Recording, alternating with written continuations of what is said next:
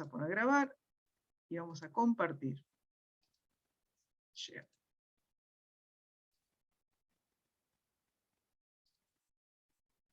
¿Me confirman si lo ven? Sí, perfecto. Bueno, entonces, nosotros en la clase anterior habíamos abordado algunas características del ensamble sistema circulatorio ventilatorio, y yo insistí mucho con esta cuestión de la adaptación agua-tierra. Y de la misma manera, cuando hablemos de urogenital, que implica asociar urinario y genital, también le vamos a dar una vuelta por el lado de las adaptaciones de esa transición, ¿sí?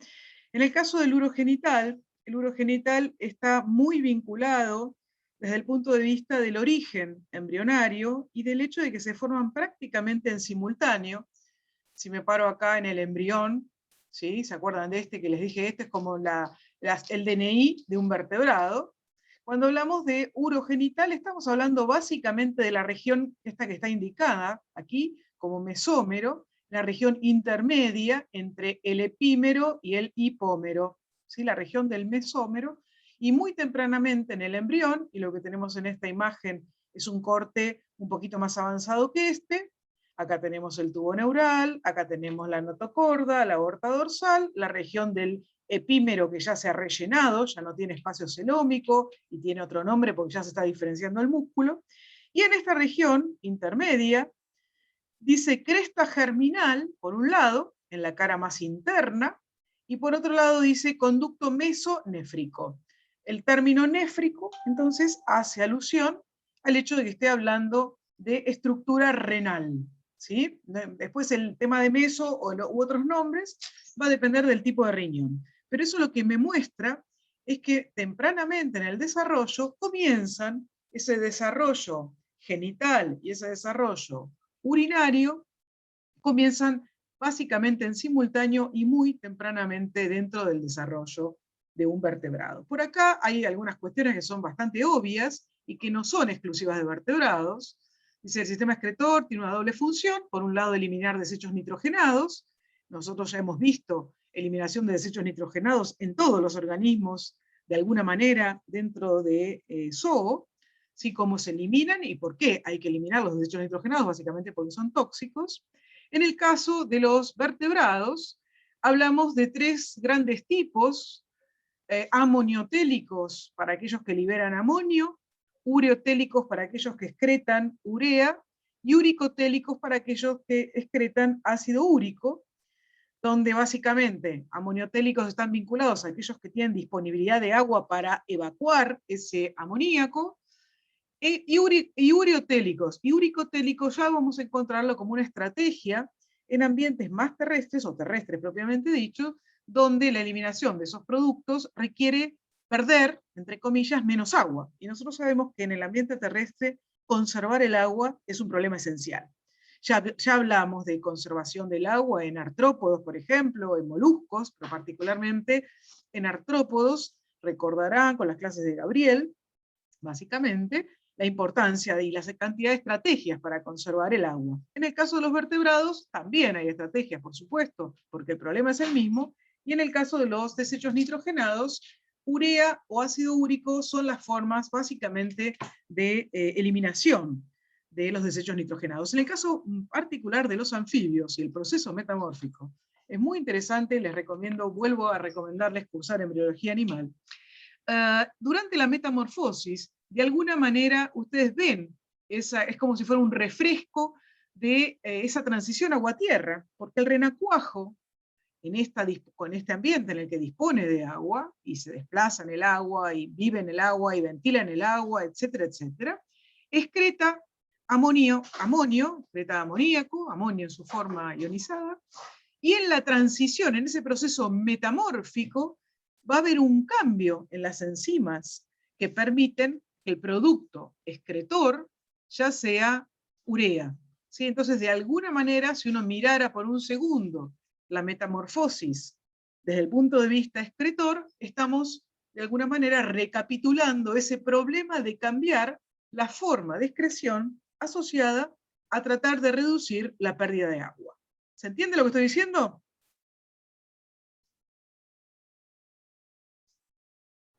Sí, sí, perdón, estoy tratando de activar el micrófono y se me tilda la computadora. Sí, se entiende. Y también está el caso de los pulmonados, ¿no? Que en el Cardón hablaba algo también de que pueden transicionar esto de cuando hay Es- época de sequía, creo que acumulan Exactamente. urea.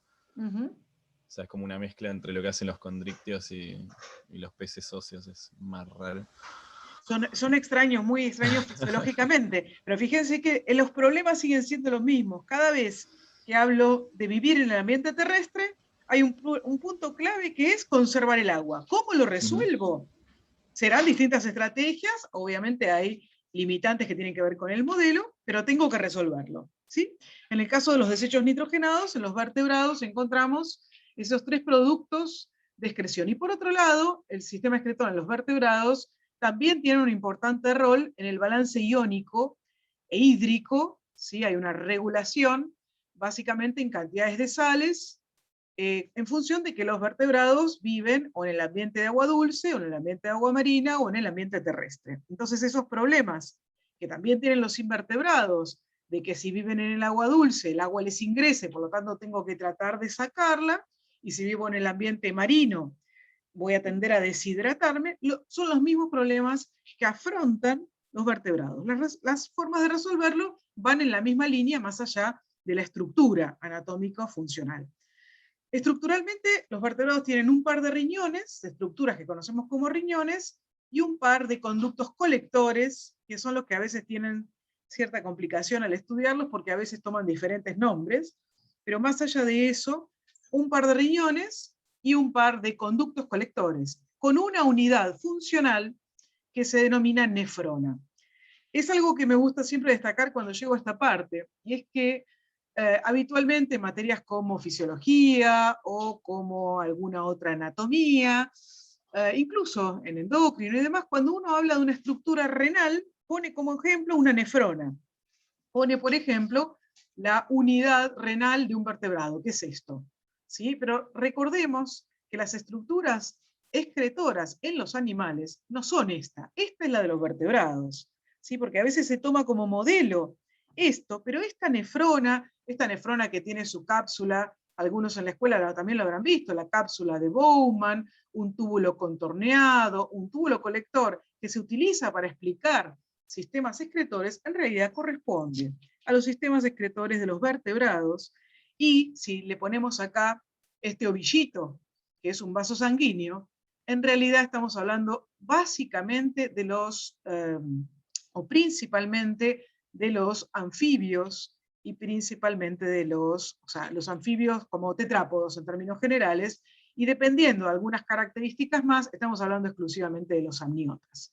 Independientemente de ello, la unidad de filtración en los riñones es lo que se llama nefrona. ¿Sí? Así que repase, cuando empiecen a repasar para el integratorio, recuerden un poco las otras estructuras excretoras que vieron en animales. Esta estructura que se denomina nefrona, en términos muy tempranos del embrión y en términos tempranos de la filogenia de los vertebrados, filtraba exclusivamente desde la sangre, entonces, exclusivamente desde el celoma. Entonces esta estructura estaba abierta y parecía un embudo, y toda esta estructura es como, o es similar, anatómicamente hablando, a los metanefridios que ustedes vieron. Posteriormente, esta región se va a dejar de filtrar en realidad desde el celoma y se va a filtrar exclusivamente desde la sangre, con lo cual se va a cerrar esa región del embudo y se va a filtrar exclusivamente desde la sangre. Eso va a ocurrir tanto en la ontogenia del sistema renal como, por supuesto, en la filogenia. Por acá, fácil, medios distintos, problemas distintos. ¿Cuáles son los problemas en el agua y en el ambiente terrestre? Eso ya los conocemos. ¿Cuáles son los problemas en el ambiente de agua dulce y en el ambiente salino? Ya lo conocemos.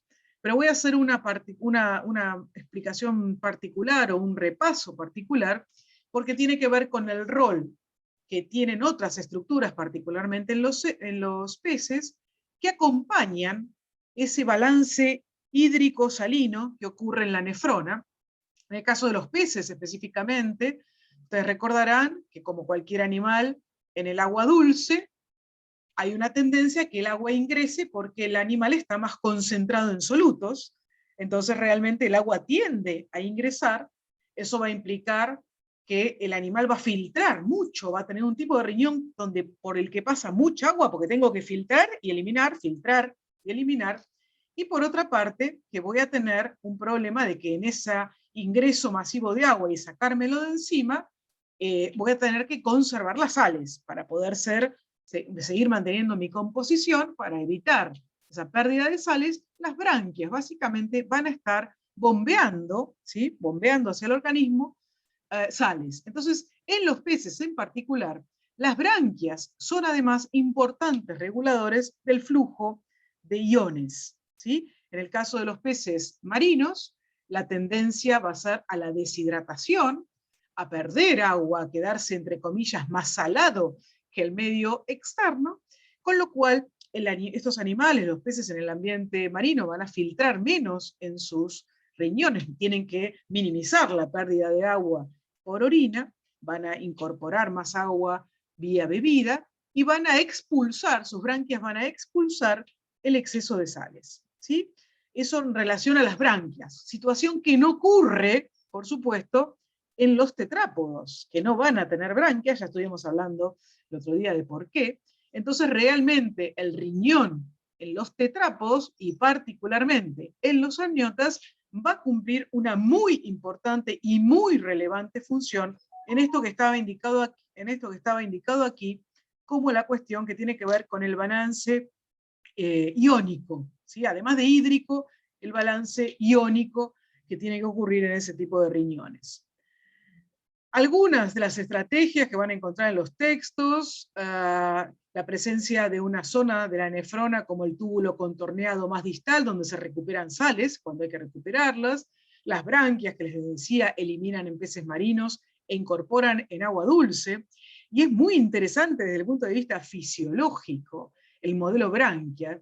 Cuando ustedes piensan en aquellos peces, por ejemplo, que migran del mar al agua dulce o del agua dulce al mar, porque eso significa que el animal está sujeto en esa migración a un importante estrés, porque no revienta en el agua dulce y no se deshidrata en el ambiente marino, lo cual significa que esa transición y que esa adaptación a la migración, particularmente a las migraciones reproductivas que ocurren en algunos peces, van de la mano de que las branquias son capaces de funcionar, entre comillas, permítanme que lo diga de esta manera, funcionar en un sentido y en el otro, es decir, de poder funcionar moviendo las sales, expulsando o captando en dependencia o en relación al ambiente donde está el animal.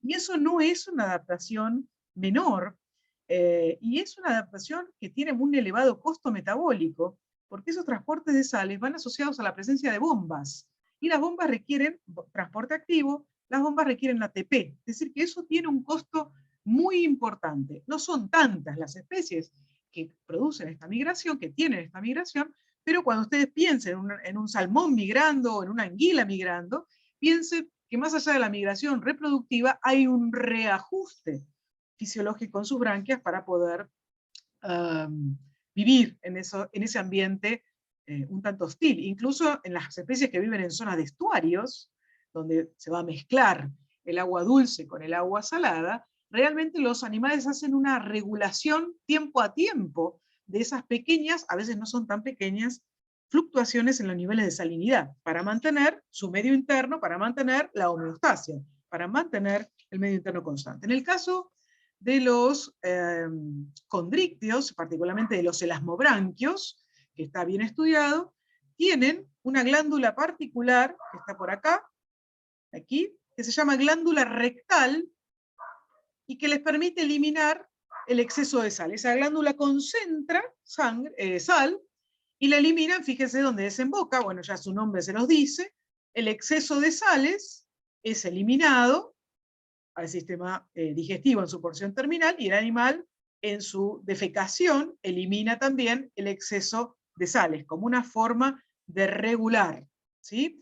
También encontramos glándula de la sal, que produce una solución muy concentrada de cloruro de sodio, en reptiles y aves marinos. Piensen ustedes que reptiles o aves marinas también viven en un ambiente marino, entre comillas, salado, Y ese exceso tienen que eliminarlo. Lo que comen también está lleno de sal en relación a su concentración salina, y por lo tanto, de alguna manera, más allá del trabajo que hace el riñón, hay algunas otras estructuras, como las glándulas de la sal, en reptiles y aves marinas. Entonces, por ejemplo, aquí indican que en las glándulas son nasales, en algunos lagartos, incluyendo las iguanas marinas, orbitales, o sea, están asociados a los ojos, unas glándulas en las tortugas, sublinguales en las serpientes marinas, linguales en los cocodrilos marinos. Lo que hay en esas glándulas básicamente es un epitelio que permite concentrar sales y se terminan liberando gotitas saladas, llamémosle, que permiten mantener la concentración salina constante, además del trabajo que hace el riñón. Y Una debajo, pregunta. sí, claro. Siendo las glándulas sublinguales o linguales, ¿cómo sería que eliminan el exceso de sal? Porque yo sé que las nasales a veces los pájaros estornudan sal básicamente y los orbitales tipo como que lloran sal, pero Sí. los sublinguales y los linguales no entiendo que los vomitan o cómo es. En realidad lo eliminan por la boca, sí. Vos tenés una glándula cuyo conducto está hacia la boca, entonces lo está soltando mientras que el animal está comiendo o no está comiendo, está liberando ese exceso de sal a la región de la boca. Se lo va sacando, Ah, ok. entre comillas, se lo va sacando de encima, por así decir, ese exceso de sal, sí, ¿sí? Que mantendría niveles demasiado altos que no son compatibles con los procesos fisiológicos. Ahí fíjense ustedes cómo el hecho, todos estos ejemplos que estamos mencionando, son vertebrados terrestres, ¿sí? Y cómo el hecho de que estos vertebrados terrestres vuelven, entre comillas, su ambiente ancestral, se encuentran en un problema que es la acumulación de sal, ¿sí? Que no ocurre Sí. en el ambiente terrestre o que se resuelve de otra manera. En el caso particular de los mamíferos, no hay. Los mamíferos, e incluso los mamíferos marinos, no tienen, en el linaje a mamalia, digamos, no hay glándulas de la sal. Entonces, la solución funcional, entre comillas, para ese exceso de sal, es que la orina que se produce está muy concentrada en sales. O sea, eso me habla de una regulación particular a nivel de riñón. O sea, que a nivel renal se van a eliminar una orina más concentrada en sales, ¿sí? Pero fíjense ustedes que otra vez estamos frente a un problema derivado de nuestra ancestría marina, ¿no? ¿Sí? Que se resuelve y que cuando los animales vuelven, se retornan al ambiente marino, se vuelve a resolver de tal manera de eliminarlo de alguna manera. Laura, una consulta también de los elasmobranquios, justo. Estoy monotemático hoy. No problema. Este tema que tienen de que concentran urea en los tejidos, justamente para estar como casi isosmóticos con el medio externo para evitar la deshidratación. ¿Cómo es? O sea, hablamos de que el exceso de sales, por ejemplo, es incompatible con todos los procesos fisiológicos porque genera un desequilibrio en el cuerpo. ¿Cómo es que aguantan esa concentración de urea tan alta a nivel metabólico, digamos? Sí, de hecho, eso está bastante estudiado. Se llama tiene un nombre particular que es uremia fisiológica. Eso, ¿sí? uremia fisiológica. Porque funcionan de esa manera. Todo su sistema, todas sus enzimas, todo su sistema biológico, digamos, está adaptado para tolerar esos niveles en algún momento de su historia evolutiva, digamos, en algún momento lograron esa adaptación y todos los procesos se cumplen con concentraciones de urea. Es como si estuvieran blindados al efecto tóxico de la urea. Tienen una Claro, urea que eso es rarísimo. O sea, no, en realidad no es tan raro. Lo que pasa es que no es una estrategia, llamémosle, hoy en día o a nivel de los vertebrados actuales dominantes. Es claro, no es muy posible, amplio. es posible que haya habido otros grupos, inclusive dentro de los fósiles, que también tuvieran esa estrategia. Lo que pasa es que esa estrategia obviamente tiene un costo metabólico mantener esos niveles elevados. Pero bueno, por otra parte, ese costo metabólico implica que el animal es básicamente isosmótico con el medio externo. Entonces no necesita estar regulando, por ejemplo, vía las branquias, como sí les ocurre a todos los peces óseos. Y yo les decía recién Eso tiene un costo metabólico. Entonces uno podría considerar que hay un tipo de costo metabólico asociado a mantener la concentración osmótica más o menos similar en el caso de los condrictios, que tiene que ver con que sus procesos metabólicos se puedan cumplir, sus enzimas estén adaptadas y probablemente haya algún costo más para que eso ocurra. Y en el caso del linaje óseo, osteícteos, y es el linaje que con estrategia que nosotros habríamos conservado, en el caso de los peces óseos, ese trabajo lo hace las branquias, básicamente de regular. Y en algún momento de la pérdida, entre comillas, de la función branquial en el linaje de tetrápodos, esa función la comienza a comandar o la refuerza el riñón.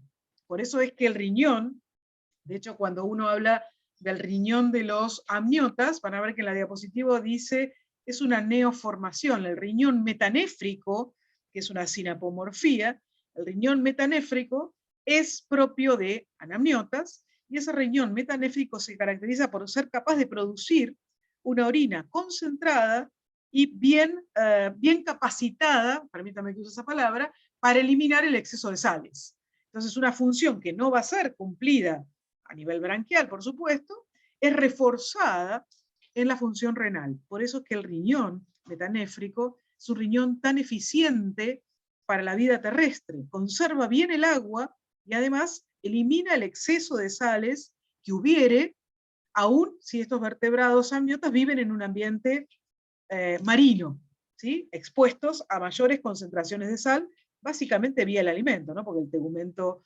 va a tener sus diferencias. ¿Sí? ¿Francisco? Sí, perfecto. Perdón, no tengo este tema. Se me actualizó el sistema operativo de la computadora y cuando quiero activar el micrófono tarda como 15 segundos. No hay problema, no pasa nada. terrible. No pasa nada. Bueno, acá lo que tenemos es cómo se forma el riñón. Es uno de los procesos quizá más apasionantes de la morfogénesis, mostrándoles por un lado que el riñón de los vertebrados es metamérico en origen, se va a formar, este es un embrión muy temprano, se va a formar de adelante hacia atrás, la formación del riñón empieza muy adelante, muy en la cabeza del embrión, y se va a ir formando de adelante hacia atrás. De hecho, para que se forme la región media del riñón, se tiene que formar la anterior, para que se forme la región posterior, se tiene que formar la media y la anterior. Lo que ustedes tienen acá dice pronefros, o pistonefros, o pronefros, mesonefros y metanefros. Esos son los tipos renales de los vertebrados. Todos los vertebrados tienen en alguna etapa de su desarrollo riñón pronéfrico, en alguna. ¿Por qué? Por lo que les decía, para que se pueda formar la porción más posterior, hay un proceso de múltiples inducciones que requieren que se forme la porción de más adelante. Entonces siempre se forman las primeras nefronas del pronefros. Y la formación de ese pronefros va a dar origen a el riñón opistonéfrico u opistonefros que tenemos en los peces adultos y en los anfibios, o al riñón mesonefros embrionario y metanefros a posteriori de los amniotas. ¿Sí? ¿Se entendió lo que dije? Perdón, dijiste que el riñón es metamérico, o escuché Sí. mal. Sí, Es metamérico. las nefronas que forman el riñón, dijimos que los riñones son Son dos estructuras. repetitivos. Son estructuras metaméricas en origen. Sí. Buenísimo. Y cada una va a tener entonces celoma que lo rodea. O sea, como un celoma que se va tabicando mientras que Exactamente. o sea, eso sería como en ese sentido de la metamería. Exactamente. Buenísimo. Fíjate dónde está. Se está formando aquí, en estos tubitos de la región media, y se van formando metaméricamente. Por eso, en relación a tu consulta, Emma, por eso la primera forma en la que se filtra en el riñón de los vertebrados, dijiste la palabra celoma, entonces la filtración será... La filtración es, no sé. ¿Desde dónde? Ahí lo dijiste vos. Del celoma, sería del líquido, o sea, sería el líquido celomático, desde el celoma. Exactamente. Lo que sería el pronefros. Exactamente. El primer riñón de todos los vertebrados tiene nefronas que filtran desde el celoma, que es lo que tenés esquematizado de alguna manera. De alguna Y manera. más adelante en el desarrollo se capilariza y se filtra desde la sangre. Exactamente. Lo has resumido de una manera magnífica. Acá está un desarrollo del tubito, de cada uno de estos tubitos, abierto al celoma. Este tubito se abre acá al celoma como un embudo, como si fuera el metanefridio, permítame la analogía, como si fuera un metanefridio de un anélido. Y lo, Claro. que va a ocurrir, acá está de hecho en detalle, este es el tubito, filtrando del espacio celómico. Lo que va a ocurrir es que más posteriormente, una parte, un pedacito de esta nefridio en formación, va a envolver, ¿sí? Va a envolver un capilar, que es la situación que tenemos acá. Esta es la nefrona, y este es el conducto colector. Un pedacito va a envolver, de tal manera que hay un estado del desarrollo en que se filtra tanto de este espacio celómico, aquí, como desde la sangre, una filtración mixta, hasta que se pierde esta conexión, entonces la nefrona filtra exclusivamente desde ¿La sangre? exactamente los riñones metanéfricos de los amniotas, los riñones metanéfricos de los amniotas filtran exclusivamente desde la sangre. Y los riñones opistonéfricos de los anamniotas, peces entre comillas, y anfibios, entre comillas, filtran en su parte más anterior, ¿sí? Si se imaginan el riñón como dos cordones, o cada riñón como un cordón, en su porción más anterior filtran de manera mixta, y en su porción más posterior filtran exclusivamente desde la sangre. Y el riñón pronéfrico de todos, que tiene una duración durante el desarrollo embrionario, filtra exclusivamente desde el celoma. Tenemos un cambio ontogenético de filtración desde el celoma hacia la sangre. Y Claro. la filtración exclusiva desde la sangre, lo que me lleva o a lo que me lleva es una regulación muy importante, asociada también al sistema circulatorio, por supuesto, porque la sangre va a enviar, el sistema circulatorio va a enviar sangre a riñón, en general a una presión bastante alta. ¿Para qué? ¿O por qué? ¿Asociado a qué? A la que puede ocurrir una filtración a alta presión. Entonces, de hecho, la presión en las renales es mayor que lo que podría ser la presión desde la aorta. ¿Se acuerdan? La aorta, el cuarto arco, que me daba derivaciones llevando sangre a todos los órganos. Bueno, la presión relativa a la que envía la sangre a riñón para filtrar es más alta, porque tiene que ocurrir un proceso de filtración. ¿Sí? La sangre va a ser filtrada, va a ser forzada a pasar, entonces, a ser filtrada en esta cápsula, que en definitiva, si ustedes miran esta capsulita, en definitiva su contenido, ¿qué es?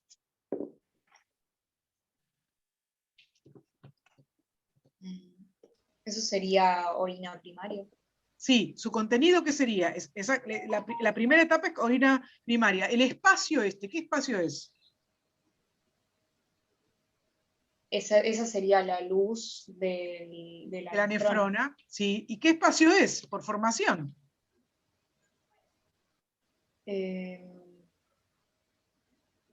¿Sería celómico? Sí, señora, sí, no sé quién me está hablando, pero sí, exactamente. En definitiva, sigue, lo que pasa es que no filtra desde el celoma. Esa cápsula celómica, la filtración en realidad está ocurriendo sangre-celoma, se forma acá la orina primaria, y ahí va a depender de los grupos, que haya mayor absorción, se reabsorben las proteínas, o sea, hay una parte de proteínas que pasan por el filtro y después son reabsorbidas, una cantidad de glucosa que pasa normalmente también por esa filtración a alta presión y es reabsorbida, y por supuesto después serán reabsorbidos, además del agua, particularmente los vertebrados terrestres, la zona donde se absorbe el agua va a ser muy importante, y se van a excretar algunas sales y se van a retener otras. Además de que hacia esta luz se van a eliminar los desechos nitrogenados. Entonces la orina que vaya a viajar por este conducto, que va a unir a todas las nefronas, va a ser igual que cuando hablábamos en otras estructuras excretoras de invertebrados, lo que sería la orina secundaria, ¿sí? La orina que sale al exterior y que se libera al exterior. Esta imagen muestra exactamente lo mismo, está tomada de otro libro, mostrándoles la formación del pronefros, de la región del mesonefros y del metanefros, o mesonefros. Dependiendo de los grupos se habla de pronefros y opisto, o de pro, meso y meta. Y justamente los amniotas tienen un riñón que les dije es un riñón nuevo, es una neoformación, es una sinapomorfía de amniotas, que es este riñón, que es el riñón metanéfrico, el riñón que ustedes conocen, el riñón de la parrilla, o nuestro riñón de la vaca en una parrilla, o nuestro riñón, es un riñón metanéfrico, y ese riñón es una neoformación, por la forma en la que se forma, y porque se forma de un brote del conducto, ¿sí? Va a estar formado por miles de unidades de filtración que filtran exclusivamente desde la sangre. Aquellos que elijan cursar embriología van a ver lo complejo de ese proceso de formación del riñón de filtración de alta presión propio de los amniotas, que son, comparados con los anfibios, más eficientes en ese mantener el volumen de agua, evitar, son los que realmente los amniotas han conseguido conquistar, entre comillas, el medio terrestre, al conseguir independizarse completamente. Esa independencia completa, entre comillas, del medio terrestre, va asociada, entre otras cosas, a tener un riñón altamente eficiente en absorber al máximo posible el agua, conservando la mayor cantidad de agua, evitando la pérdida por orina. ¿Sí? Sí, perfecto. Perdón pregunta. que ¿podrías volver, o sea, cuál es el compromiso en, no sé, peces óseos y cuál es el compromiso en tetrapoda y cómo, o sea, dónde está el valor adaptativo de cada uno? No me cerró mucho esa parte. ¿Qué cosa? No, respecto al sistema excretor, ¿por qué un pez se muere básicamente en el... O sea, ¿por qué un pez no está adaptado para el ambiente terrestre en cuanto a su sistema excretor? No me cerró esa parte. En realidad un pez no está, yo no dije por qué no estaba adaptado al ambiente terrestre. Los peces son básicamente acuáticos y el principal problema que tienen, más allá de su riñón, digamos, es que se deshidratarían. Si vos sacaras un pez del agua, no solamente ocurre eso, su tegumento implicaría que pierde agua rápidamente. Acordate que tiene branquias, esas branquias están expuestas, con lo cual perdería agua, y al perder agua la membrana ventilatoria colapsa, así que no pasa exclusivamente por el riñón, digamos. En el caso del riñón, en los peces, lo que vos tenés son dos, podríamos hablar mucho más, y si eligen biología de peces van a hablar más, y en fisiología mucho más. De hecho, acordate que la mitad de los vertebrados son peces, y son peces óseos, con lo cual hay múltiples adaptaciones, pero básicamente, en términos generales, los peces en agua dulce, como tienden a cargarse de agua, o sea, a hincharse de agua, tienen riñones con una buena tasa de filtración. Son riñones que filtran y eliminan agua. Obviamente reabsorben poca, ¿sí? Su riñón la pasa, o sea, filtrás, pero no reabsorbes agua, porque tu problema no es conservar el agua. ¿Se entiende lo que estoy diciendo? Sí, o sea, un tetrápodo, por ejemplo, desarrolla, no sé, una vesícula que almacene orina, por ejemplo, para poder... Esa es una adaptación adicional, ¿sí? A no tener, pero esa es una adaptación realmente posterior del sistema excretor, que es un reservorio de agua. Eso hace que tengas la posibilidad de no estar orinando de manera continua, porque los riñones están funcionando de manera continua. Entonces, en vez de estar produciendo, o sea, que cada gotita, entre comillas, de orina que producís esté siendo eliminada, lo que tenés es un reservorio, ¿sí? Una bolsa distendible, de hecho, que también sí es característica de los tetrápodos, que no está en el esquema del sistema renal, porque no está asociada, entre comillas, a la función renal. Pero es cierto que tenés, y dependiendo del tetrápodo es el grado de desarrollo, la posibilidad, digamos, de acumular y que no estés eliminando al medio externo de manera continua orina, ¿sí? De que el proceso de micción sea un proceso que ocurre en determinados momentos, no estás pillando, entre comillas, haciendo pis de manera continua, ¿sí? Los peces no tienen vejiga urinaria, básicamente, pero básicamente lo que te mencionaba del riñón es que en el ambiente de agua dulce, más allá de las otras modificaciones que hay, vos tenés riñones que filtran, pero no reabsorben agua. Básicamente es un colador, claro, porque el problema no es ese. Mientras que en el caso de los peces marinos, la estrategia, básicamente, en vez de filtrar tanto, tienen riñones que filtran poco. Entonces obligan poco a pasar, a evitar un poco la pérdida de agua. Son tipos de riñones, ya van a ver, lo van a ver en fisiología, riñones que se llaman glomerulares o glomérulos grandes, o aglomerulares, que en realidad filtran pero poquito y reabsorben el agua. Lo que ocurre es que en el caso de los peces, lo que les mencionaba antes, la función renal va muy de la mano de la función branquial, mientras que en los tetrápodos tengo el rol de la branquia, entre comillas, se lo termina robando el riñón. El pulmón. El riñón. Sí, eso. ¿Sí? Bueno, el pulmón y el riñón, ¿no? Como la función dual. Claro, pero el pulmón no cumple funciones que tengan en los tetrápodos. Claro, sí, el pulmón no cumple ninguna función asociada a la excreción. Solo funciona asociada a la ventilación, ¿sí? Entonces la función branquial se la termina robando, entre comillas, el riñón, pero a su vez, como les decía el primer día, la cantidad de estrategias van de la mano en esa adaptación, porque por ejemplo, los amniotas desarrollan otra característica que cuando miren repasen las diapositivas del primer día, decía tegumentos secos o tegumentos queratinizados, ¿sí? Claro. La piel, el tegumento de un amniota está especializado para evitar la pérdida de agua, ¿sí? Nuestra piel pierde muy poco, como amniotas, pierde muy poquita agua, y de hecho particularmente los que tienen glándulas sudoríparas como los mamíferos, es en el sudor donde se pierde un poquito de agua y excesos de sales que no son eliminados vía renal, ¿sí? Pero nuevamente, en esa transición agua-tierra, los anfibios todavía pierden un poco de agua por el tegumento, entonces no vas a encontrar en el medio de un desierto al mediodía un anfibio, pero sí podés encontrar un lagarto. ¿Se entiende lo que estoy diciendo? Es un conjunto, Emma, es un conjunto de adaptaciones circulatorias, ventilatorias, renales, reproductivas, donde te pares de características de los vertebrados, en esa transición agua-tierra hay modificaciones. Buenísimo. Y ese riñón metaméfrico me está ahorrando mucha agua. Exactamente. Por las características. Buenísimo.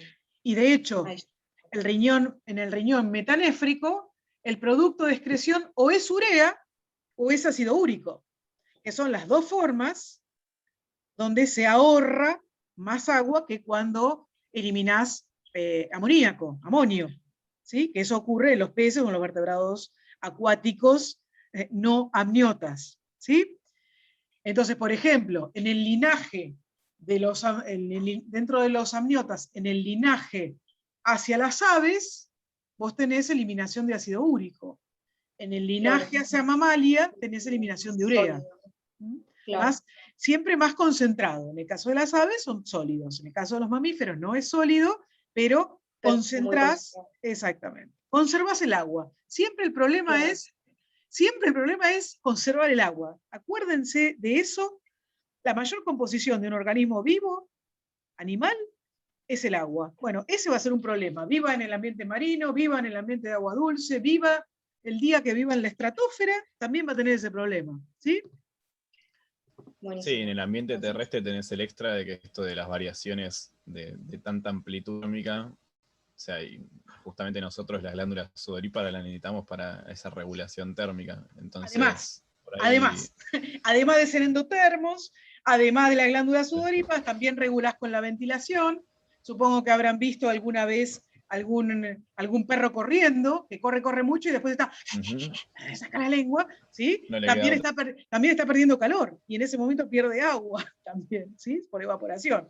Por supuesto, por eso insistía que cuando pensamos en la transición, y por eso es tan apasionante estudiar a los vertebrados desde la transición, podríamos haber estudiado también a los artrópodos de la transición agua-tierra, también a los moluscos, ¿sí? Pero en el caso particular de los mamíferos, a mí me gusta tomar ese abordaje, porque implica estar remodelando todo, ¿sí? Remodelar el modelo vertebrado para esa transición agua-tierra, ¿sí? No, es mucho más complejo que a veces los textos en la escuela, o incluso algunos textos simples te dicen, bueno, cuando los vertebrados salieron del agua, y parece que fuera simplemente sacar la pata del agua o la aleta del agua y salir corriendo, ¿sí? Y los medios son muy diferentes, ¿sí? Y por lo tanto imponen restricciones, definen necesidades muy distintas. Y además arrastramos, los vertebrados terrestres, arrastramos la ancestría acuática marina, con lo cual el ambiente interno, entre comillas, tiene esa limitante, ¿sí? Si la vida hubiera surgido en tierra, probablemente la composición sería distinta y los mecanismos de regulación serían diferentes, ¿sí? Bueno, cuando hablamos de reproductor, les decía que los dos sistemas se van diferenciando juntos, se van diferenciando de la mano. En todos los vertebrados pasamos por una etapa de gónada indiferenciada, que posteriormente se diferencia a ovario o a testículo, en algunos casos con una determinante genética, en otros casos con una determinante ambiental, que puede definir que esa gónada diferencia a macho o a hembra. Y algo interesante que ustedes van a ver si cursan embriología, es que las células tatarabuelas de las oogonias, las células tatarabuelas de las espermatogonias, son células germinales, primordiales, que incluso se diferencian antes de la gastrulación, ¿sí? Es decir, que no son ni ectodérmicas, ni mesodérmicas, ni endodérmicas. Son células muy tempranas que comienzan a migrar y se van a posicionar en lo que va a ser la zona mesodérmica de la gónada, ¿sí? Pero esas células STEM, esas células fundadoras, entre comillas, son células que se determinan muy tempranamente en el desarrollo. Van a hablar muchísimo de eso en embriología, y acá les está mostrando la zona que se denomina de la cresta germinal, la zona donde se va a formar la gónada, sea femenina, masculina o ovotestis, y los conductos derivados. Ahora, perdón, una pregunta de este Sí. esquema. Porque no me queda claro, o sea, en el Cardon habla mucho en el tema de desarrollo del sistema urinario, habla de la nephric ridge, que no sé, lo busqué, la traducción era como cresta néfrica, si querés. Sí, sí. Y no lo veo en ninguno de estos esquemas, y como que entendía que es exactamente esa zona de donde está marcando la cresta germinal, y como que me entró toda una confusión, digamos. Perfecto, perfecto, está muy bien. La zona de la cresta nefrogénica se llama, o área nefrogénica, es esta, donde dice conducto mesonéfrico. Ah, ok. En realidad son paralelas. Acá, si esta es la región del mesómero embrionario, la zona del mesómero más central, más medial, en esa zona del mesómero se va a diferenciar la cresta, la zona de diferenciación gonadal y de sus conductos, y lateralmente a esa es la zona nefrogénica, nefrogénica significa, o cresta nefrogénica, que va a diferenciar renal. Es la zona donde se forma el pronefros, el mesonefros, el opistonefros, ¿sí? Okay, en este genial. modelo, en este diseño, la zona de la cresta nefrogénica, bueno, acá mira, dice cordón nefrogénico, ¿sí?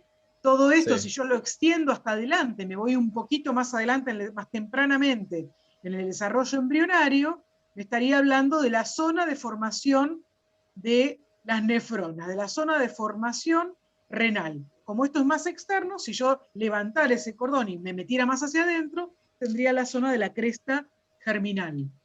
Ah, ¿sí? Está bien, perfecto. Están Y formando... mesómero es lo mismo que mesodermo intermedio, ¿no? Exactamente. Genial. Muy bien, muy bien. Perfecto, gracias, Laura. Mesómero es, por favor, mesómero es esta zona que tenemos acá. Acá.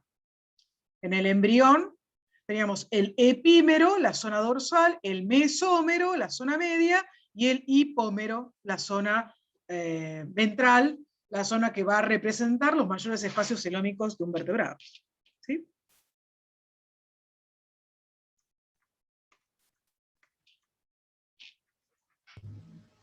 Sí, sí, ahí va, se metió el mic.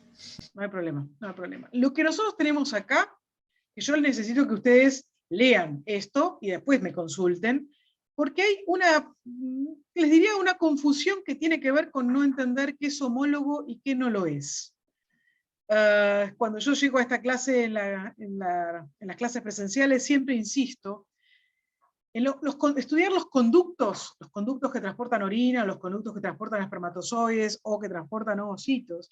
No es tan difícil si uno entiende el origen, porque lo que va a ocurrir es que hay muchos autores, y en la literatura está de esa manera, no podemos evitarla, pero tenemos que entenderla, es que muchas veces al mismo conducto, a conductos que son homólogos, se le dan distintos nombres. ¿Sí? Y a veces a conductos que son diferentes, por la misma función se les asigna el mismo nombre. Entonces uno dice, ¿pero cómo? El conducto de Wolf, ¿es este conducto o este es este conducto? El conducto de Müller, el conducto gonoducto, y es un despelote, entre comillas, que tiene que ver con el hecho de cómo se nombran las cosas. Si ustedes entienden el proceso de cómo se forman, cómo se nombra es algo después, es algo a posteriori. Entonces, lo que yo quiero destacarles acá es lo siguiente. En el caso de las hembras, como el sistema excretor y el sistema reproductor se van formando prácticamente, bueno, ya vieron, anatómicamente muy próximos, pero se van formando prácticamente en simultáneo. Lo que tenemos es que la formación de sus conductos, el conducto que lleva gónada, que lleva gametas, y el conducto que lleva orina, pueden tener cierto grado de compartir función. Pero ahí tenemos que hacer una consideración. En el caso de las hembras,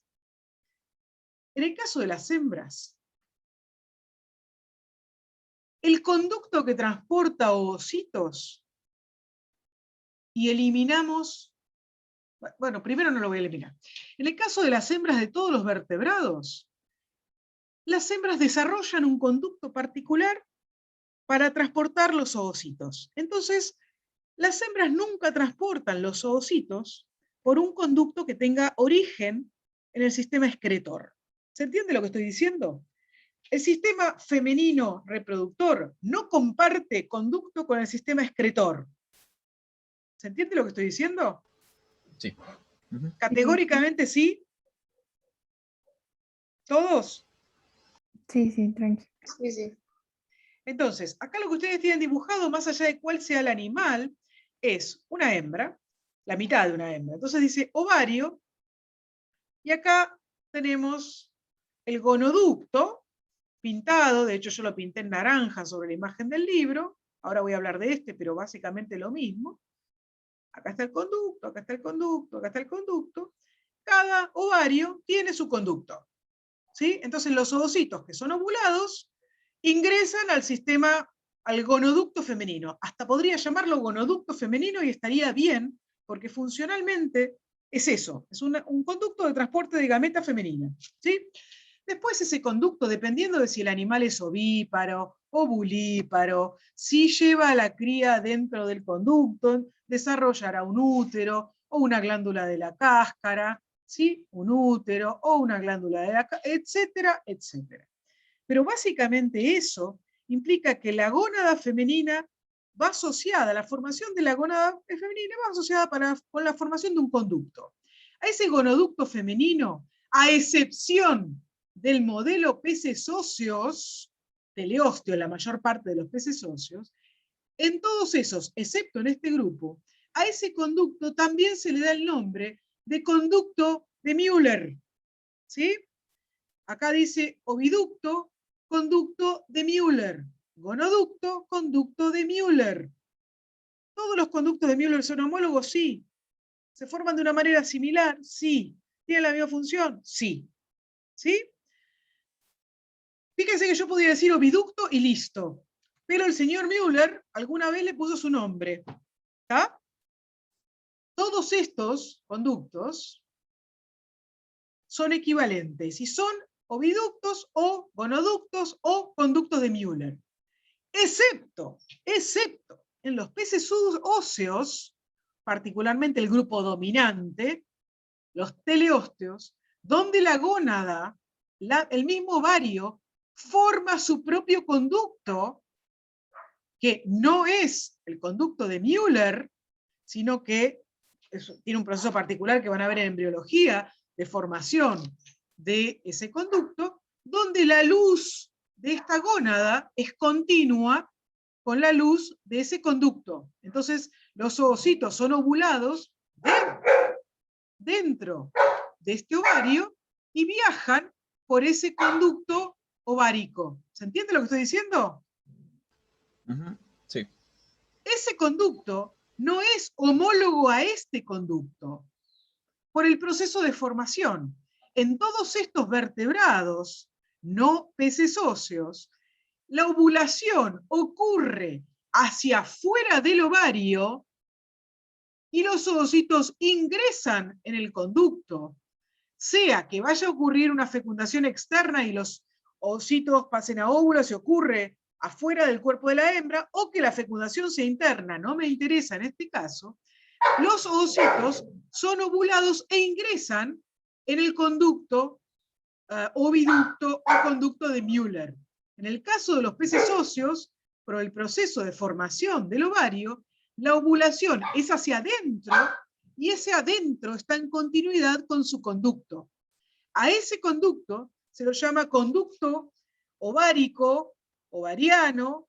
Algunos autores lo llaman gonoducto porque habla de un gonoducto, es un conducto de función de transporte de gametas, solo que no es equivalente a este. ¿Se entiende eso? O sea que no vendría a ser un órgano macizo, digamos, en los peces. El ovario no. Sería más tubular. De hecho tiene luz. Y Claro. me viene muy bien tu pregunta, porque en el resto de los grupos que ustedes tienen acá, algunos tienen ovarios huecos y otros tienen ovarios macizos. Ustedes en la clase vieron ovario de mamíferos y ovario de mamíferos es macizo. Pero independientemente de que sea macizo o hueco, en todos estos casos, por ejemplo en un sapo, el ovario tiene luz, pero la ovulación no ocurre hacia la luz del ovario, ocurre hacia afuera. ¿Sí? Okay. O sea, que tenga o no tenga luz no me dice hacia dónde se ovula. ¿Sí? En el caso de los peces teleósteos, de hecho, cuando hagan la disección o vean una disección, van a darse cuenta que la gónada y el conducto son un continuo, mientras que en el resto de los casos no son un continuo, son estructuras separadas. Ahora bien, en las hembras, los riñones desarrollan su conducto, se llame como se llame, ¿sí? Ese conducto, este es el riñón y acá están sus conductos, y los conductos del riñón no se vinculan con el conducto que lleva gametas femeninas. ¿Se entiende eso? Sí. Sí, sí. Y pregunta, Laura, bien teleósteos, en el que el esquema parece como que involuciona, digamos, el oviducto, ¿no? Dice regressing oviduct. ¿Significa que en algún momento del proceso ontogénico lo tuvo, digamos? Sí, en principio sí. Lo tiene durante el desarrollo, se forma, o sea, ocurre esa formación, pero no avanza el desarrollo, regresiona Okay. la condición mülleriana, digamos. Genial. En el caso particular de los mamalia, esperen un momentito que voy a sacar el cachorro, porque si no, entre el cachorro y los perros vecinos, dame un segundo.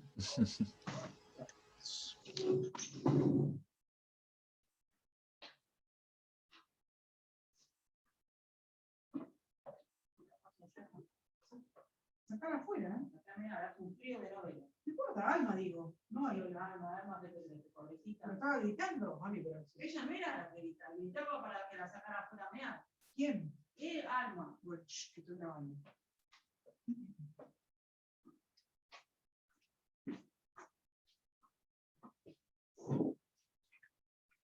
Ok, volvemos acá.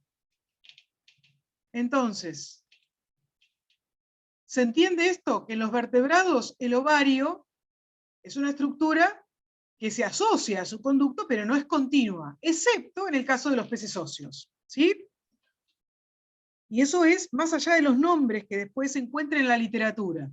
Y el riñón tiene su propio conducto, que tendrá distintos nombres, pero tiene su propio conducto de evacuación de la orina. En el caso de mamalia, tenemos algunas modificaciones. Mamalia, considerando el modelo en que el útero, básicamente, es la estructura donde se va a desarrollar la cría.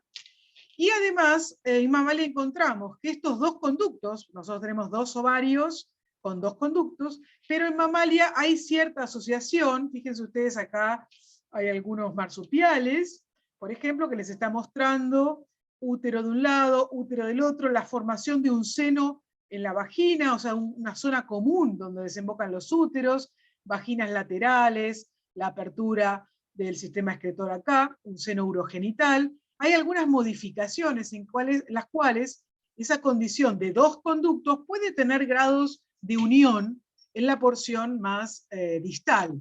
Entonces, por ejemplo, en oposum y en canguros, estos son dos tipos de marsupiales, tenemos, por ejemplo, una región de vagina desembocando aquí, esta región del canal vaginal, con dos canales laterales en la vagina, dos úteros, ¿sí?, independientes, con el resto del gonoducto.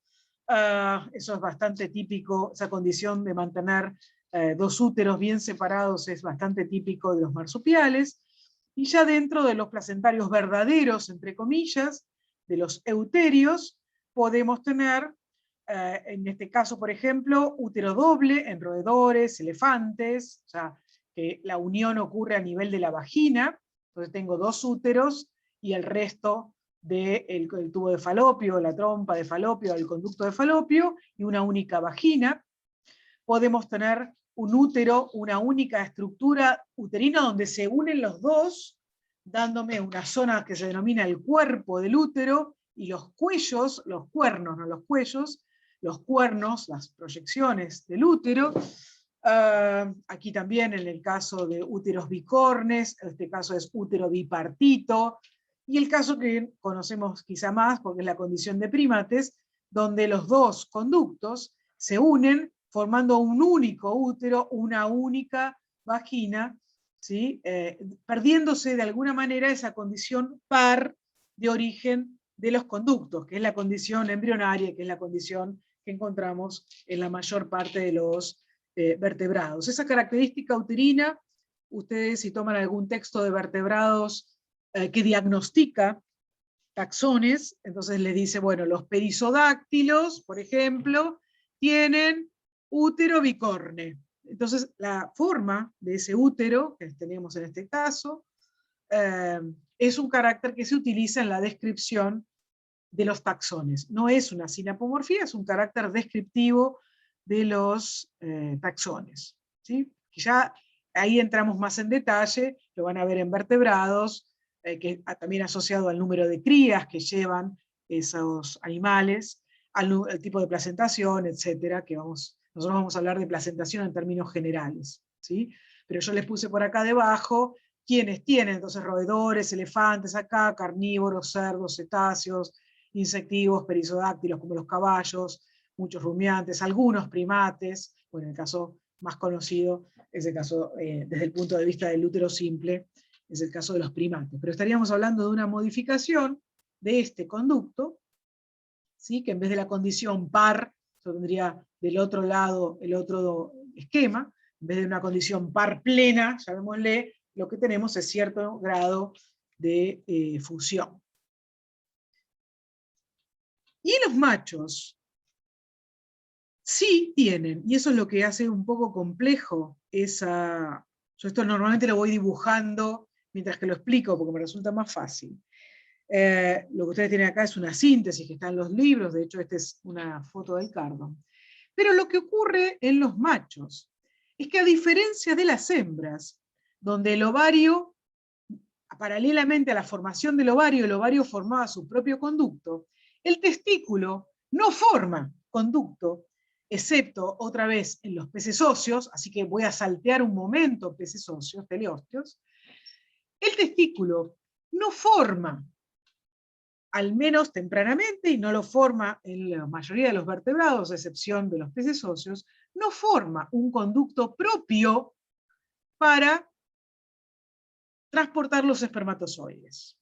Eso significa, básicamente, que los espermatozoides van a ser llevados al exterior, van a ser eliminados hacia el exterior para ser transferidos por al menos 2 o 3, podría decir, vías posibles. Una es que el testículo se robe directamente durante el desarrollo el conducto excretor. Entonces el riñón termina formando o forma otra estructura que no es su conducto original renal. La otra es que compartan. Entonces que un conducto, a ver, vamos a elegir este por acá. Estos son peces muy primitivos, así Penseriamia son fósiles vivientes. Acá lo que ustedes están viendo es que este testículo va a drenar vía el mismo conducto que dice conducto pistonéfrico, va a drenar espermatozoides y orina. En el caso de los sapos, por ejemplo, los sapos que ustedes van a ver, por ejemplo, en el caso de anfibios hay 2 posibilidades, pero por ejemplo, en los sapos que ustedes van a ver, la eliminación de los espermatozoides, acá está el testículo, estos estaríamos aquí evacuando los productos de testículos, van a compartir el conducto que también drena el riñón. Entonces lo que tengo es una función mixta. ¿Sí? ¿Se entiende lo que estoy diciendo? Sí, perfecto, se entiende.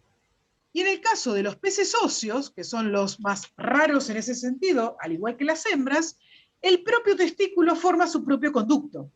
Entonces, necesariamente, no usa, no comparte, no tiene nada que ver la evacuación de los espermatozoides en un teleósteo con la eliminación de orina. El conducto renal lleva solo orina. El conducto testicular, ¿sí?, lleva solo espermatozoides. Y algo muy interesante desde el punto de vista ontogenético, que ocurre en los amniotas, es lo que está esquematizado aquí, como reptiles y aves y mamíferos, con alguna modificación, la cual no me voy a meter ahora porque a nivel de introducción a la zoología va bien. Lo que va a ocurrir, dijimos que los amniotas tienen un riñón nuevo, que es el riñón metanéfrico. Esa neoformación va de la mano de que el conducto del riñón también es nuevo. Cuando los amniotas forman su riñón nuevo, su riñón metanéfrico, forman un conducto propio que se llama conducto metanéfrico o uréter. ¿Sí? Entonces, este riñón nuevo, evolutivamente hablando y ontogenéticamente hablando, tiene su propio conducto de eliminación de orina.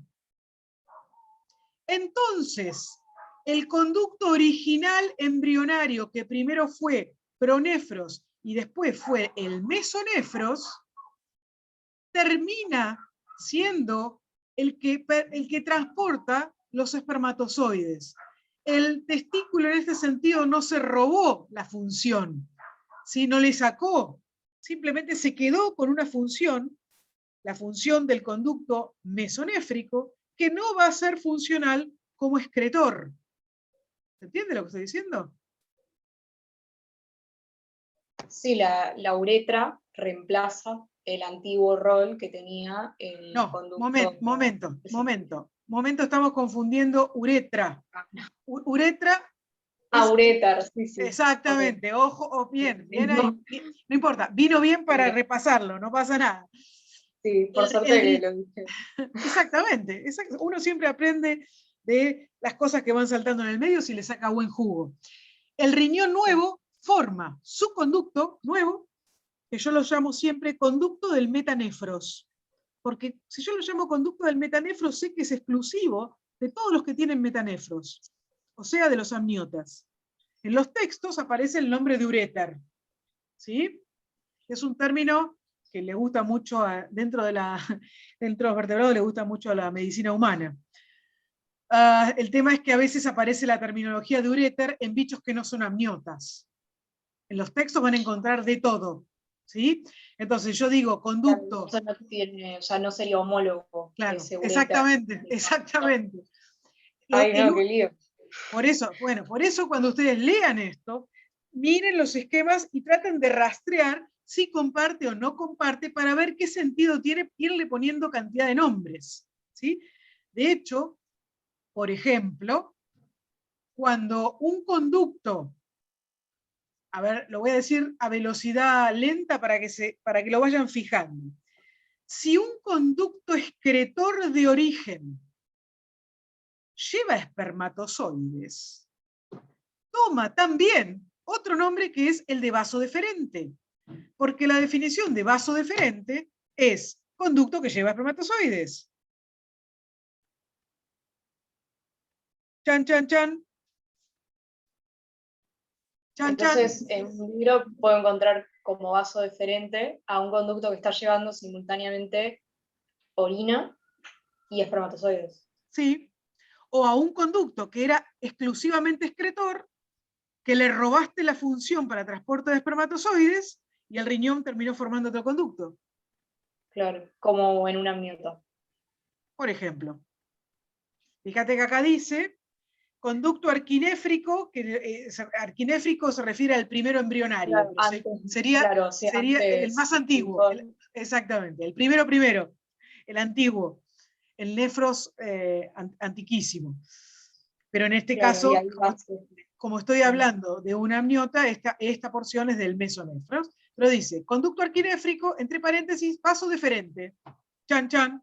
Porque me está hablando, cuando dice vaso deferente, me dice, atenti, lleva espermatozoides.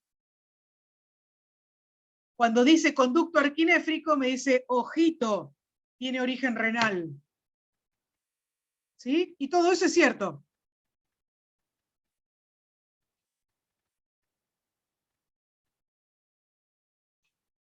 ¿Se entiende?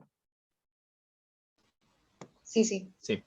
Bueno, lo que yo les pido es que esto lo miren con mucho cariño, porque cuando llega el momento de las disecciones y aparecen los nombres de los conductos, es importante que ustedes entiendan de qué estamos hablando más allá del nombre.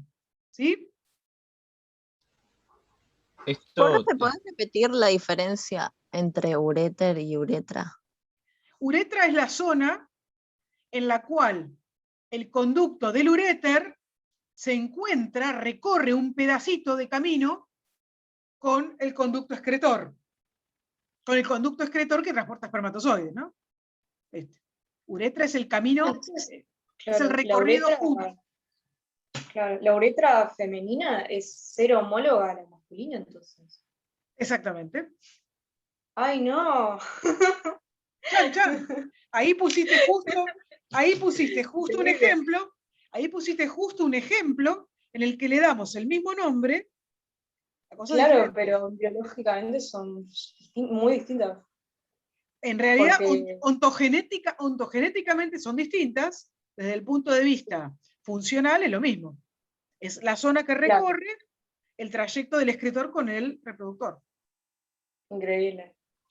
El problema básico, bueno, siempre que llegamos acá, es la parte más difícil en realidad, pero tiene que ver con que cuando uno lo estudia, ustedes estudian los nombres de memoria, van a decir, ¿cómo? Pero no es que el conducto testicular, que el conducto del ovario, si ustedes entienden el proceso de formación y identifican cuáles son homólogos y cuáles no, pueden, leyendo muchos textos, ir dándose cuenta de qué está hablando el que está escribiendo. ¿Sí? Hay mucha terminología que se aplica, por ejemplo, en peces, que muchas veces proviene de descripciones hechas en humanos. ¿Sí? ¿Ustedes escucharon alguna vez hablar de la trompa de Falopio? ¿Sí? Sí. Sí. Todo Sí, tendría que decir, claramente. sí.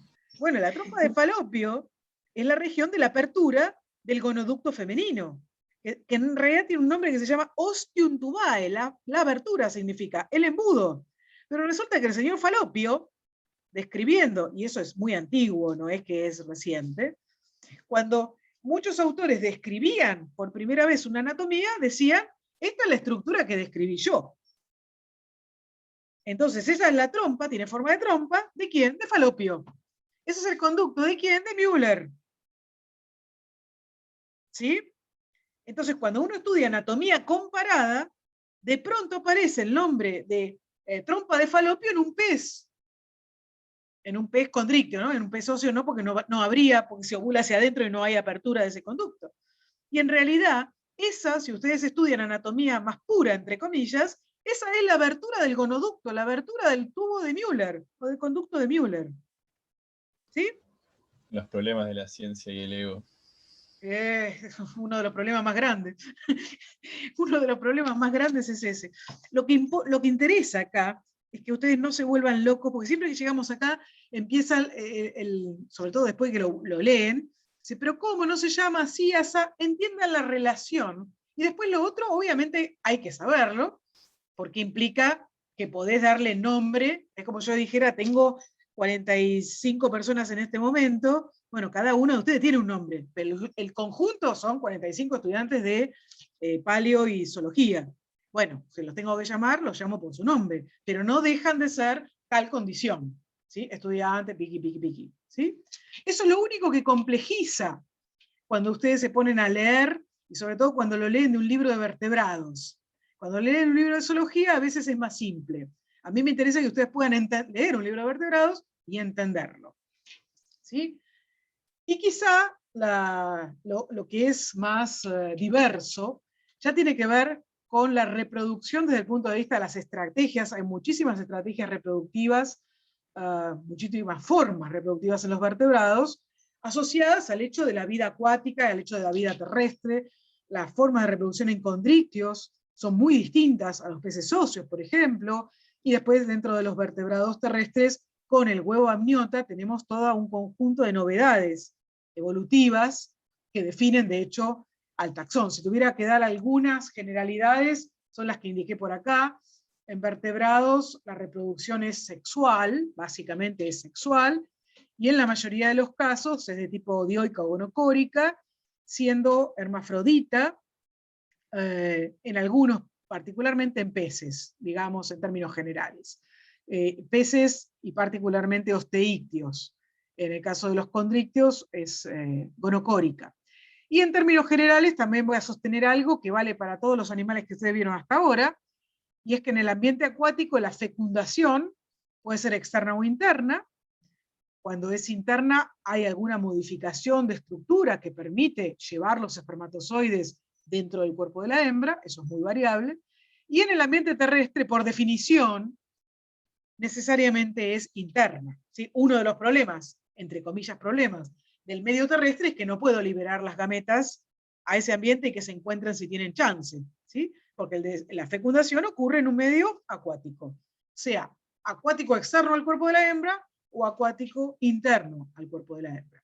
Y acá tenemos algunas características.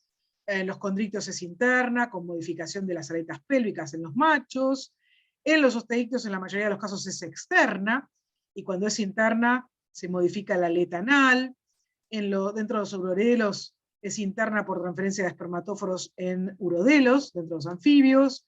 En los anuros, en general, es externa, se da lo que se llama típicamente ese abrazo, ese amplexo, ¿sí? Cuando un sapo, cuando un anuro macho abraza a la hembra, en ese amplexo, en realidad la fecundación es externa, aunque ese abrazo facilita, acorta la distancia entre el encuentro de los espermatozoides y los ovocitos. La hembra empieza a ovular y el macho espermia asociado a ese abrazo sobre los ovocitos.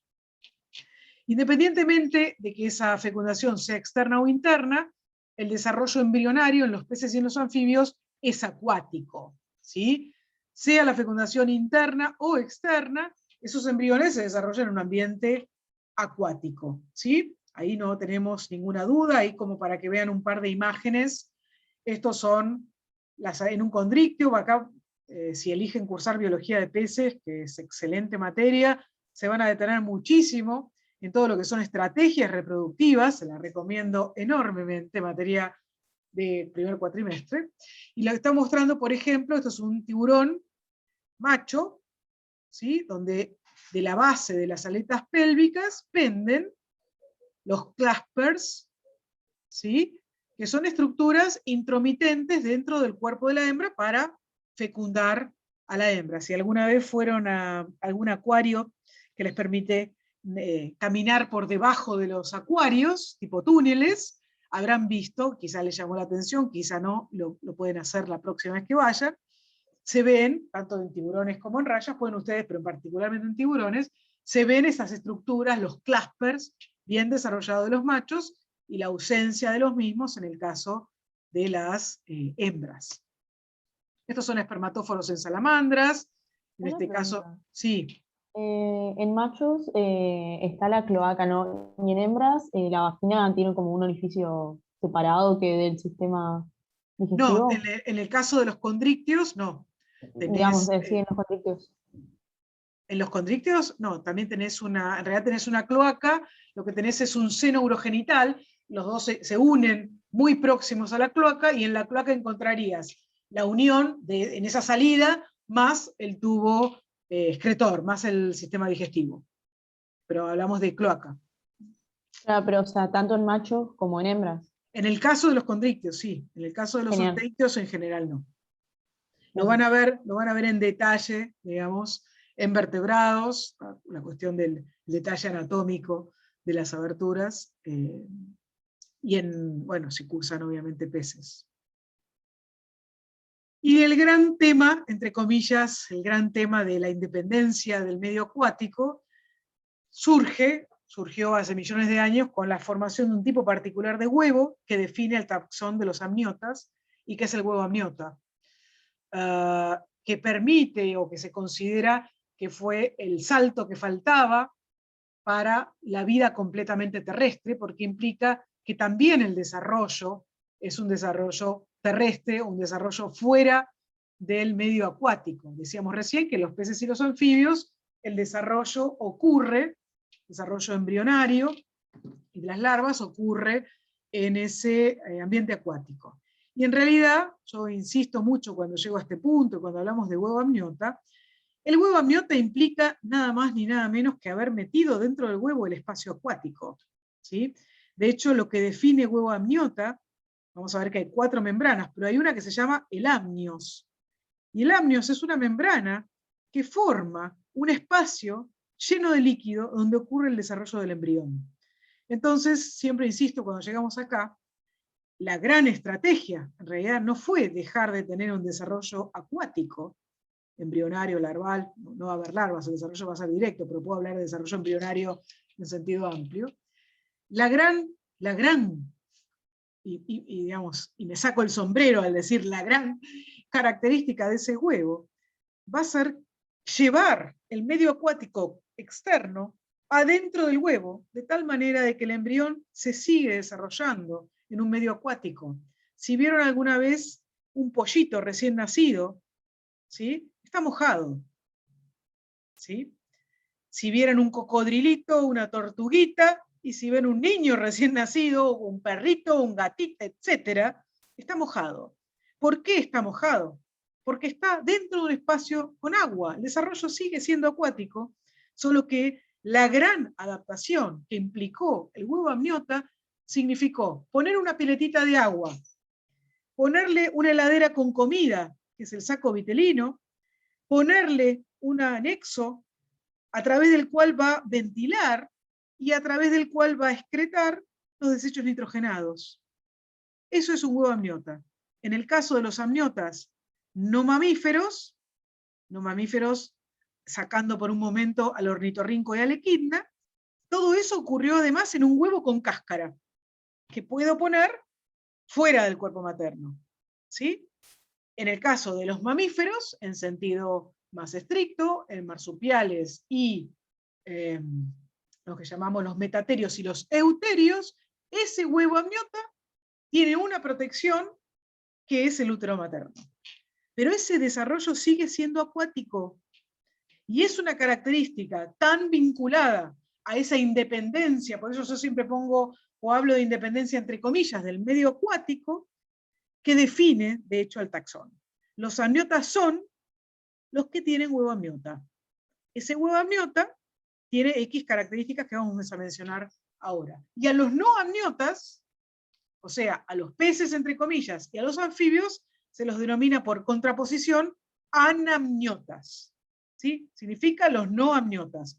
Obviamente eso no es un taxón válido. Y acá tienen el éxito, la imagen del éxito de esa conquista terrestre. ¿Sí? El huevo amniota presenta 4 anexos, que también se llaman membranas, y vuelvo a insistir en que cursen, elijan cursar embriología, porque todo esto se desarrolla muchísimo y es apasionante. El huevo amniota tiene 4 anexos. El amnios. Si acá está el embrioncito en desarrollo, el amnios es esta envoltura, sigan el cursor, sigan el mouse, es esta envoltura que limita un espacio que se llama cámara amniota, y fíjense que dice el acuario privado y un colchón fluido. Un embrión de una amniota está en una piletita propia de natación, ¿sí? Que además cumple una función de amortiguar, ¿sí? Este embrión, aun cuando el huevo se rota, por ejemplo, se mueve ese huevo, el embrión no se queda pegado a ninguna membrana, porque está flotando, ¿sí? Hay una protección, entre comillas, hidrostática, pero fundamentalmente ese desarrollo ocurre en una pileta de natación. Este embrión está conectado al vitelo, a la yema. ¿Se acuerdan que el otro día decía arteria ónfalo-mesentérica y vena ónfalo-mesentérica, que me enchufaban a la heladera? ¿Sí?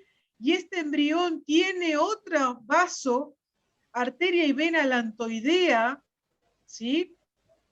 que es la vascularización de la otra membrana que forma esta bolsita, este saco que se llama alantoides, que se pega a la cáscara, que está enormemente vascularizado.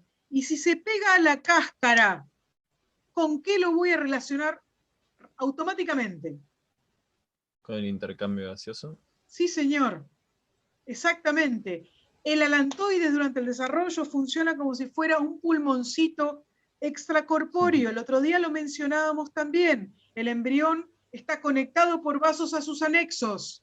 Sus 2 grandes vasos altamente vascularizados son el saco vitelino y el alantoides. Además, en el alantoides, los no mamíferos, los amniotas no mamíferos, precipitan, ¿sí?, los desechos nitrogenados en forma de ácido úrico.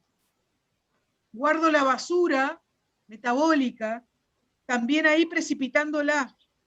Si el embrión estuviera orinando dentro de la cámara amniótica, ¿qué ocurriría? Se contaminaría. Se envenena. Intoxicación. Exactamente, exactamente. En el caso de los mamíferos, como parte de este alantoide va a ser parte de la formación de la placenta fetal, en realidad cuando el embrión intercambia y recibe de la madre alimento, recibe oxígeno, elimina dióxido, también elimina sus desechos nitrogenados. Es decir, que la madre también está excretando los desechos nitrogenados del embrión. ¿Sí? Y no amniotas. Claro, Dame pero ahí tenés... Dame un segundo Sí, para sí. que la abuela no pierda el eje. Y el otro anexo es el saco vitelino, es la bolsita, es la yema, ¿sí? Donde está el reservorio de alimentos. Dice, el saco vitelino no es exclusivo de amniotas, porque en los peces puedo encontrar también ese saco, esa bolsa de vitelo, ¿sí? Lo que no va a ocurrir es el conjunto de los 4 anexos o las 4 membranas que definen al huevo amniota. Chan, chan, ahora escucho las preguntas. Sí, en no amniotas, ¿tengo una forma de quitarme de encima ese ácido úrico o queda todo en las vesículas alantónicas? A ver quién me ayuda a contestarle a Emma. O sea, hay una cáscara alrededor, con lo cual quizás es difícil. Suele haber una Depende. envoltura. Suele haber una envoltura, depende. Claro. Ya, O si sea, cursan- quizás la cáscara es permeable y se puede salir. Exactamente, Claro. te acabas de contestar tu pregunta. Los desechos Ok. nitrogenados en el ambiente acuático, los embriones liberan básicamente amonio, amoníaco y difunden.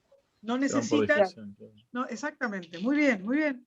Ahí va, ahí vamos construyendo.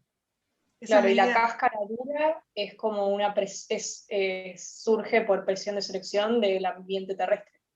Por lo En el general caso, no hay cáscara dura en el agua. exactamente, en general no la hay. Pero además, a ver quién se gana un punto adicional. ¿Qué tiene la cáscara? La cáscara esta, la cáscara de los amniotas. Poros. Poros, Sí. claro. Bueno, poros. ¿Por qué Para tiene que tener intercambio poros? gaseoso con el exterior. Sí, señor. Para intercambiar Además, gases con el El exterior. intercambio gaseoso. perfecto, perfecto. Vamos sumando ahí. Poros tiene que tener para el Ah, intercambio. para Sí, elimina desechos no, también por ahí algunos, ¿no? No no puede lo- quedar deshidratado el huevo, o sea, hay un tema con bien, la conservación del agua. O sea, esto de que excrete ácido úrico, por ejemplo, es importante porque es con pérdida mínima de líquido y además pero tiene que estar. bien. Estamos juntando varias cosas a la vez y está muy bien. Por eso a mí me interesa que ustedes lean las clases para poder trabajar sobre las preguntas. El ácido úrico precipita, no lo elimina por la cáscara. Si yo agarrara un pollito recién nacido y miro adentro, encontraría la zona donde está precipitada, la basura quedó adentro, básicamente, ¿sí? Claro. No la eliminó. Y es cierto, no sé quién dijo lo de la pérdida de agua, es cierto que hay una pérdida muy pequeña, lo que pasa es que no son agujeros de bala, los agujeros en la cáscara, son poros muy chiquititos, ¿sí? Entonces, es cierto que hay una pequeña deshidratación que ocurre en los huevos. Y de hecho, si alguna vez vieron o alguna vez ven en alguna visita, cuando se hace cultivo en cámara, ¿sí? Si yo saco los huevos de algún bicho, no sé, de un pato, de una gallina, de un cocodrilo, de lo que sea, y los pongo en una incubadora, la incubadora siempre tiene algún espacio húmedo, tipo algún algodón húmedo o una atmósfera controlada para mantener esa humedad, para que no se seque completamente. ¿Sí? Los casos de todos los que lo incuban, digamos, se mantiene en parte esa humedad del huevo. De todas maneras, es cierto, hay una cierta pérdida de agua. Eso va de la mano también de que mientras que el embrión se va desarrollando aquí, también se va ocupando el espacio de la cámara, termina ocupando todo el espacio del huevo. Entonces, en definitiva, sí hay cierta pérdida muy chiquita de agua, pero que no compromete el desarrollo acuático. ¿Se entiende lo que estoy diciendo? Entonces, la pérdida de líquido del acuario acompaña el aumento de tamaño del embrión. ¿Se puede decir eso? ¿O En realidad, no es tan no es una relación directa. Lo que va a ocurrir, porque también va a crecer, acá vos tenés un embrioncito muy chico y un espacio amniótico chico, ¿sí? También Claro. va creciendo el embrión y se va expandiendo ese espacio, ¿sí? Y ahí hay cierta acumulación de líquido. Lo que quiero decir es que no hay un embrioncito que cuando nace libera 2 litros de agua, ¿sí? Es Claro. poquita el agua que se pierde, entre comillas, en términos relativos.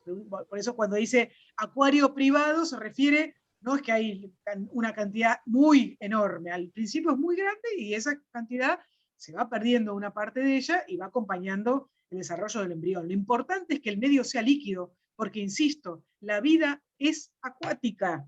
Seguimos siendo acuáticos y seguimos dependiendo del agua para todos los procesos fisiológicos. Pero me siguen debiendo algo. ¿Qué más tiene la cáscara? Composición. Calcio. Bien, Carbonato de calcio. ¿quién dijo calcio? Yo, Francisco. Francisco, bien. Ese calcio, ¿con qué les parece que se vinculará respecto al desarrollo? Rápido, rápido. No, Francisco, a ver alguien más, vamos. Calcio. En vertebrados con el desarrollo de los huesos. Exactamente. Exactamente. Ah. La cáscara del huevo es también un depósito de calcio. ¿Sí? Entonces, ¿de dónde surge el calcio que va formando los huesitos de ese embrión en desarrollo? Por eso la cáscara se va adelgazando. ¿Sí? Si ustedes midieran o cuantificaran el calcio en un huevo recién puesto y en un huevo a punto de eclosión, verían que hay menos, porque justamente el embrión se está formando. Claro. ¿Sí? Y la cáscara de un huevo de pez óseo, por más que sea blandita y medio gelatinosa, también es calcárea. No son no? de carbonato de calcio, no, son más bien gelatinosas, más bien matices proteicas, sí, no son Ah, calcáreas. buenísimo. O por lo menos no Pero son, por no lo son pronto la de- dominantemente calcáreas. Podrían tener un X porcentaje de calcio, pero no son cáscaras duras, llamémosle. claro, por lo pronto la de una tortuga, sí, por ejemplo. Sí. De todas Y maneras, va a colaborar en la formación del esqueleto. Buenísimo. de hecho, en el caso, por ejemplo, las serpientes y los lagartos, eso lo van a ver en vertebrados, materia vertebrado, forman otras cáscaras menos calcáreas, son cáscaras más apergaminadas, se llaman. Incluso las especies que son ovovivíparas, que se da mucho en serpientes, esas cáscaras tampoco son tan duras, ¿sí? Son más blandas. La protección de la cáscara se la está dando el sistema reproductor femenino, ¿sí? Aquí lo tienen, bueno, esto es una imagen también de un huevo, de un embrión de amniota en desarrollo, en otro tipo de corte. Y lo que más importante acá es que en el caso de los mamíferos, los anexos son los que se modifican y forman, no todos, son dos, forman lo que se llama la placenta fetal, que se va a vincular con la placenta materna. ¿Sí? De estos anexos, el corión que es el más externo, que también se llama serosa, es la envoltura más externa. En el caso de estos bichos, en el caso de los no mamíferos, estaría pegadita a la cáscara, ¿sí? Lo más externo en membranas. Ese corión, que también se llama serosa, junto con